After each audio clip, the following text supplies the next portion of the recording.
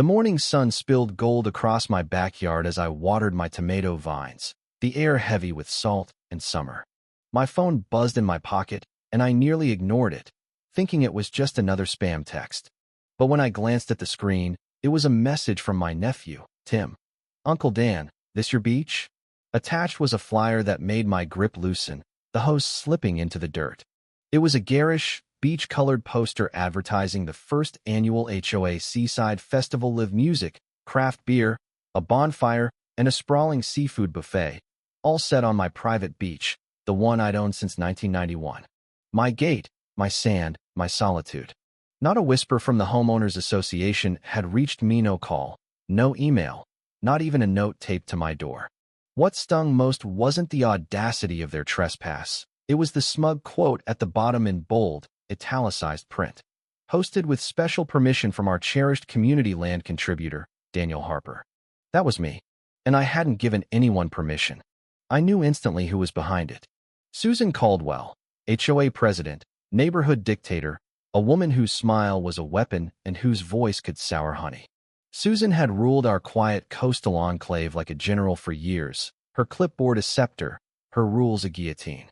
She'd banned wind chimes for their noise pollution, outlawed Halloween decorations for being tacky, and once sent me a letter because my mailbox flag was visibly weathered. Now, she'd staked her flag on my beach, claiming I'd blessed her plan. I paced my porch, anger simmering, but within a minute, it cooled into something sharp. Her plan. I wouldn't storm her office or fire off a furious email. No, I'd let her build her little empire.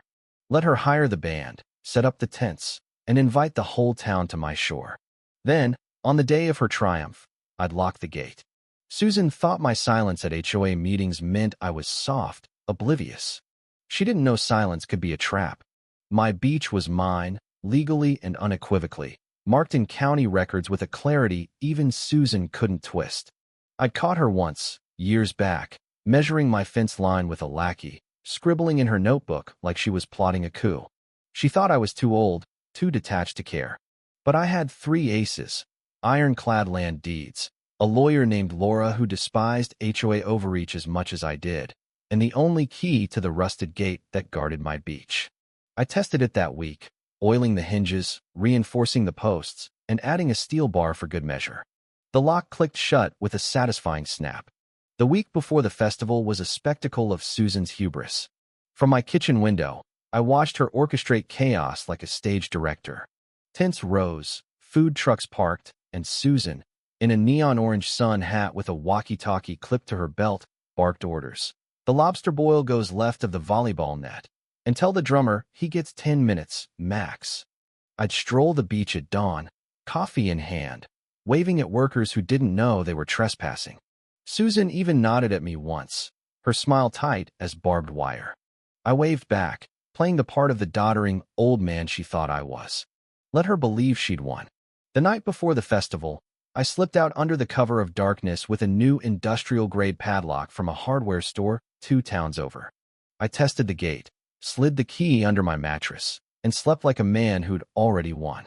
My dog, Rusty, watched me with a tilted head, as if he knew something was coming. Festival morning arrived like a carnival. The street overflowed with families in flip-flops, teens with speakers blaring, and Susan strutting in a floral dress, clipboard in hand, radiating triumph. Vendors hauled carts toward the gate, and Susan, megaphone raised, announced, "Welcome to our first HOA Seaside Festival. Step through the gate and enjoy." That's when she pulled the handle. It didn't budge. She yanked again, harder. The chain rattled. Murmurs spread through the crowd. From my lawn chair under a shady oak, I watched through binoculars as her smile cracked. She turned, eyes locking on me across the sand. I waved, slow and deliberate, then strolled to the gate's inner side, tapping the padlock with a finger. I didn't say a word. Susan's mouth opened, but nothing came out. The crowd grew restless, vendors muttering, guests whispering. "Is there a problem?" someone called. Susan stammered about a miscommunication. I turned and walked away, leaving her to drown in her own lie. Susan hadn't always been this way.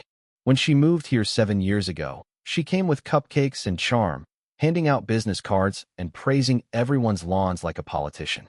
But once she seized the HOA presidency, her mask slipped. Newsletters became edicts, rules multiplied, and dissenters were silenced with fines or her signature phrase, "It's handled." She'd fined a veteran for leaving his trash can out too long, banned solar lights for aesthetic discord, and once tried to force me to repaint my house a community-approved beige. When I refused, she sent inspectors who found nothing. "Just looking out for us," she'd said, her smile venomous. Now, she'd overplayed her hand, banking on my silence to steal my beach. As the festival crumbled, the crowd thinned. Vendors packed up, one flipping Susan off as he sped away. The band left, muttering about exposure. Susan stood by the gate, clipboard limp, as her volunteers abandoned ship. 2 police cruisers arrived, but my deeds were ready. I handed them over, calm as the tide. The officers confirmed my ownership and told Susan, "It's his land." Her face flushed crimson, and she stormed off, leaving her clipboard in the sand. That evening, a neighbor, Tom, a retired mechanic with no patience for nonsense, brought me a 6-pack of root beer and a folder of HOA emails. They proved Susan had lied about my consent, even drafting notes to spin it if I complained. "Some of us tried to stop her," Tom said. "We just didn't know how." He mentioned a public HOA meeting the next night and suggested I come. I nodded, unsure but intrigued. The meeting was electric, the clubhouse packed with neighbors hungry for change. A mother spoke of her kids' tears when the festival failed. An elderly man called out Susan's hypocrisy fining him for a bird feeder while she planned an illegal event.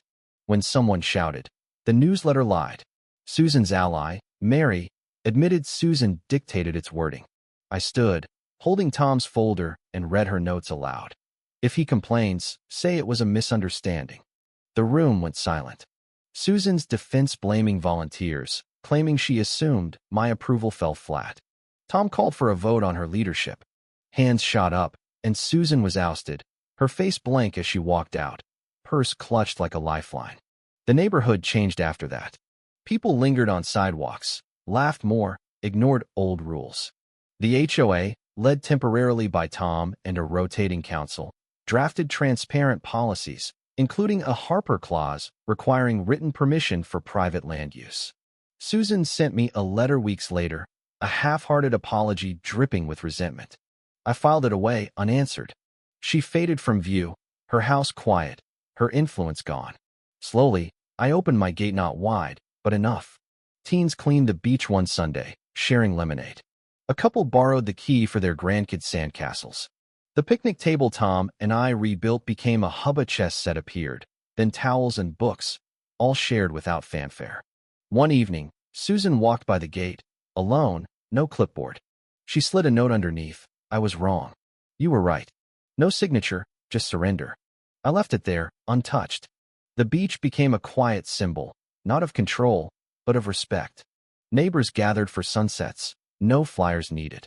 A boy thanked me for locking it, and I winked, saying, "That's how you keep the good stuff safe." Under the stars, the gate's shadow stretched across the sand, a reminder that silence could outshine spectacle, that a single key could unlock a community's courage. The waves whispered on, and I knew the story wasn't about Susan's fall, it was about what we built when we stopped letting one voice drown out the rest.